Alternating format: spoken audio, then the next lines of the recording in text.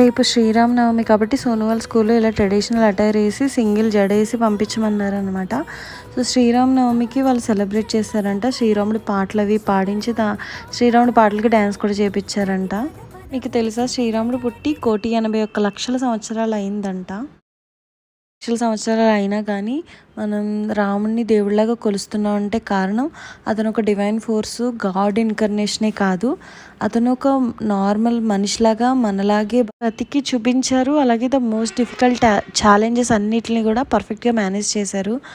అందుకే అతను ఒక టైమ్లెస్ మాన్యువల్ అన్నమాట. మనకి మా అమ్మ ఉంది కాబట్టి చాలా సింపుల్గా బాగా రెడీ చేసి పంపించింది. ఇదే నాకైతే చాలా టైం పట్టేస్తుంది.